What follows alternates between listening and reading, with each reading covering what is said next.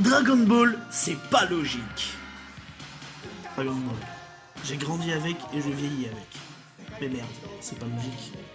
Pas dans le sens où c'est pas logique qu'un gamin résiste à des balles de revolver ou est capable de voler dans les airs.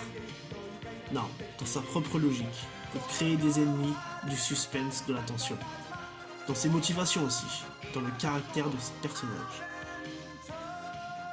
Un gars, le Docteur Gero, scientifique à ses heures perdues, est capable de créer des robots parfaitement autonomes et intelligents dotés de conscience. Des IA tellement performantes qu'elles égalent, voire supplantent le cerveau humain.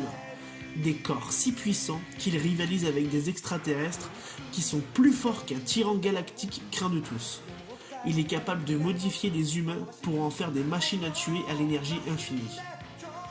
Alors déjà, premier truc pas logique, pourquoi ce gars ne devient pas multimilliardaire dans le secteur de l'armement ? À quel moment tu restes coincé dans une pauvre caverne quand t'as ces connaissances-là et le moyen de les concrétiser ? Parce que non seulement le gars a les idées et les connaissances pour que tout son joyeux bordel tienne la route, mais en plus, il a le matériel technique pour les créer. Je veux dire, un PC capable de collecter des données via un robot espion et de créer un être complètement artificiel tout à fait viable. Et je m'y connais pas trop en PC, mais à mon avis, c'est pas le HP de Jean-Mi du bureau qui peut faire ça. Ça doit valoir des millions un ordi comme ça. Qui le fabrique ? Le Docteur Gero ? Il l'a codé et tout. Le gars est un génie en programmation en plus d'être un scientifique de fou en biologie cellulaire et tutti quanti. Deviens riche bordel, ça n'a pas de sens. Tu t'en bats les couilles de l'armée du ruban rouge et de Goku. Mais en plus, il est dit dans le manga que le Docteur Gero est certes un génie, mais Brief l'est davantage. Quand les Zed Warriors se font pétaf par les cyborgs la première fois, pourquoi ils sont pas allés voir le Docteur Brief pour se faire modifier ? Gero l'a bien fait sur l'API et Lazuli, les vrais noms de C17 et C18. Ça colle avec le caractère de Goku et Vegeta, certes. Piccolo est un Namek et le transnamékisme n'existe pas. Tout ça parce qu'il ressemble à un petit pois géant. Ok.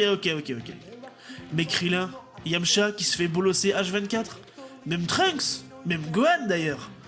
Eux, ils s'en battent les steaks de leur fierté Saiyan. Ils veulent survivre. Pas se taper ad vitam aeternam contre des aliens belliqueux. Pourquoi ils demandent pas à Brief de les modifier ? Parce que c'est Gero qui sait comment ça marche.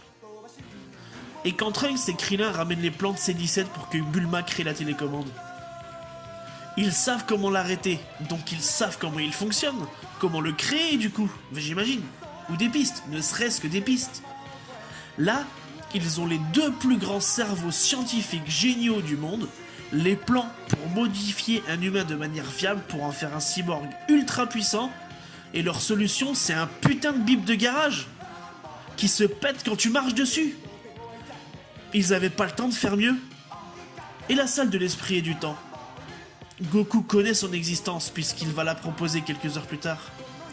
Pourquoi Bulma et Trunks n'y entrent pas avec tout le matériel nécessaire qui tient grosso modo dans une capsule pour faire des recherches et modifier Trunks pour en faire un Saiyan cyborg méga balèze.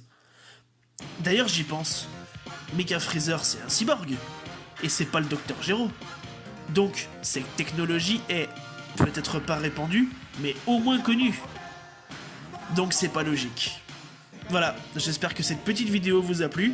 Si c'est le cas, petite pouce bleu de l'amour, un abonnage et on se retrouve bientôt. C'était Damji, salut!